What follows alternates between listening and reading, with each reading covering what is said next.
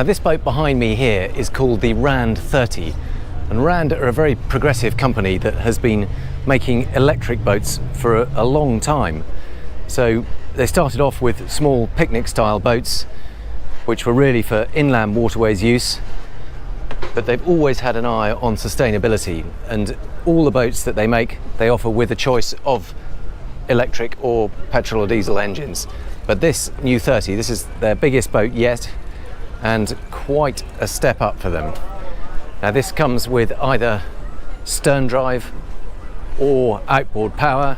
You can have up to twin 350 horsepower inboards or outboards, should give 50 knot plus performance.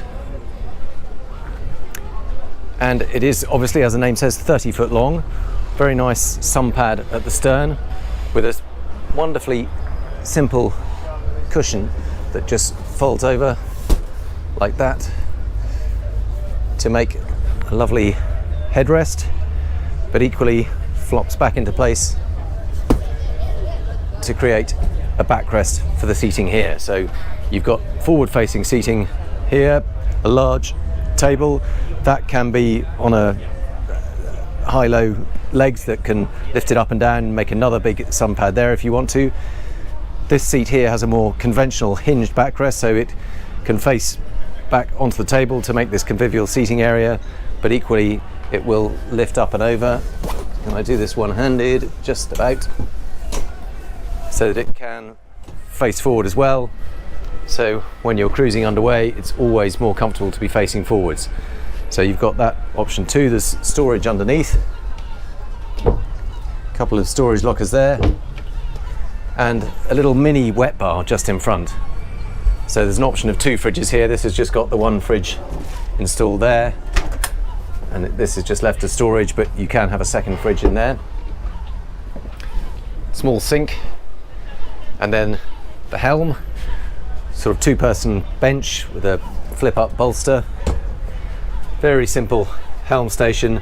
This has just got the 2 small raimerings, but you can have a much bigger one, and they are working on a more integrated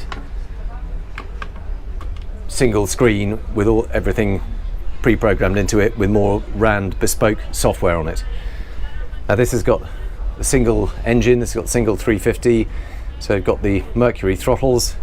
It is of course a Mercury engine, quite an upright helm position, and then this hardtop you can see that stretches all the way back here.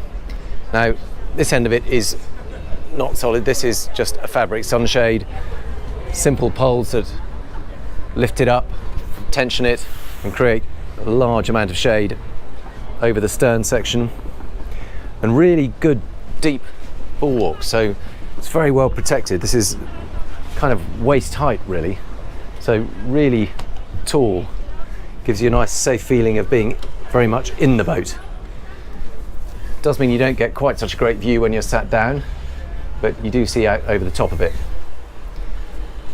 And then it is a full walk around design, so you move up into the bow and there's quite a nice compact little seating area here with 2 small benches there, and there's storage under here, and it's always nice to be able to open that without having to lift the cushions off, so quite useful storage area there. 2-person bench there, seating facing forward, and steps up, little teak steps, so you can hop over the sides there if you want to. And there is a little integrated anchor locker, lifts up and you can see a through hull anchor there jutting out through the bow, quite neatly done. And here you can see that unusual hardtop design, so it's a kind of 2-section windscreen that tilts up and then off at an angle, and it's also curved, so it must be quite a complex moulding that. And back down into the cockpit, but there's also a surprisingly good little cabin, and they haven't got the finished door here at the moment. They've just brought something temporarily for the show. It swings open and then down into the cabin, and quite steep steps down if I'm honest, but it's quite a long way down. But there is a decent bed tucks up under the bow. There's not a lot of headroom, but you just crawl in there lie down, bit of storage, a couple of reading lights. Oh, I'm not sure the power is switched on at the moment. And then a surprisingly good heads with not quite full standing headroom. It's probably about 5'9", 10 thereabouts. But it has got a toilet, and there is in fact a proper pull-out shower. So it does act as a full wet room. Just pop that back. Doesn't particularly want to go one-handed. There we go. So here we can see this has got the single engine fitted, and this is 350 horsepower? Yes. Okay, but there is space for two. Yes, there's space for two 300 V8s Right. from Mercury.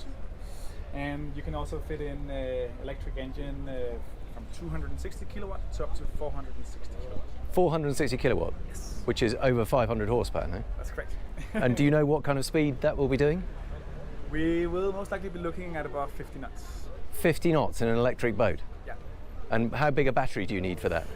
A big one. Okay. So that goes with a 234 kilowatt hour battery, which is, that's probably more than 2 Teslas. Wow. But still, at full whack, that's only going to last half an hour or something? Yeah, so that's the beauty of electric engines. They're very, very mathematical. So yeah, Yeah. if you divide that, that's Yeah. about half an hour at full Yeah. whack. But obviously, the idea is you're not going to be going at 50 knots the whole time. No, exactly. And I think with that battery capacity, Yep. you will be able to go about 2 hours at planing speed. Okay. So you can get most of your sailing needs done by that. Okay, so running at 20 knots for 2 hours, so you should have a range of 40 nautical miles or so. Yeah. Nice, okay. So you can certainly get very strong performance and a useful cruising range. Yes. Brilliant. And what does that do to the price? Because this, the starting price with, is this the entry-level engine?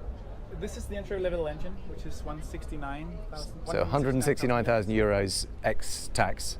Ex-tax. And what would it cost if you go the full beans on the electric motor You will and be battery? looking just over 300,000 euros. Okay. So and the majority would probably be the batteries in Yeah, that extent. yeah. Actually, that's, to be honest, that's not as much as I thought it might be, because batteries are notoriously expensive. They are. Yeah. We do see that the battery prices are dropping Yeah. around 20% Yeah, a year. yeah. So very, very soon we will be having more accessible pricing for these configurations. Excellent. And when you have the electric engine, that just links up to a conventional stern drive? No. No? Okay. We've developed we're proud of the eDrive system we've Yep. developed with our German partner. So we'll link it up with the Bravo 3X3 drive.